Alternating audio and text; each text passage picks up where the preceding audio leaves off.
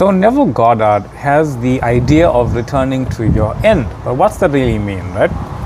Because sometimes you have a imaginational scene and you return to your end, but it's never really the same end, is it?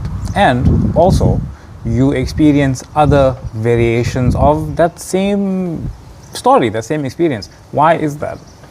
Because remember, an identity is a whole life stream. So your end is not necessarily any specific frame, it is the idea and the identity of that frame itself. Like if you were a doctor or a lawyer or whomever, right? Your frame isn't necessarily one moment. Your frame is being the whole identity. Your end is being the whole identity. It's not just the one singular moment in court or your one moment where you're helping a patient.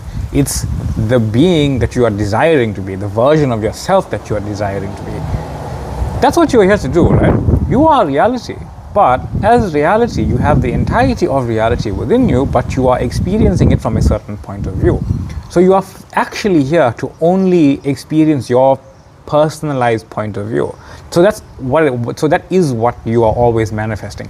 Your personalized point of view that you now wish to experience that simply already exists. The version of you that's a doctor, the version of you that's a lawyer, the version of you that's a writer, the version of you that's a musician, whatever. You are only ever manifesting your entire reality and the point of view that experiences that reality as your now physical point of view. No matter what you have done in the past 5 minutes, 5 hours, 5 days, it doesn't actually matter. That's why it feels as if you have multiple ends, because you have multiple desires. You have desires all day long, right? You have thoughts about those desires all day long. But what's really happening is that you are realizing, becoming aware of more of the identity you choose to now be, your dream version of yourself. You're just experiencing more of it. You are already being that, seeing more of it. So your thoughts don't matter. Your 3D mind's going to be confused. Your 3D mind's going to wonder, am I doing it right? Am I not doing it right? Why? Because your 3D self can only ever be aware of what it is currently being aware of, right?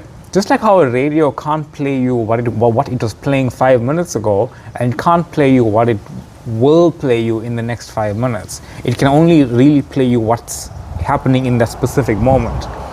And we understand that moment over a long period of time. Say you heard half a second of a song. It doesn't make sense to you, but that half a second exists. Without every half second of a song, the entirety of it doesn't actually exist, right? But that's what reality is.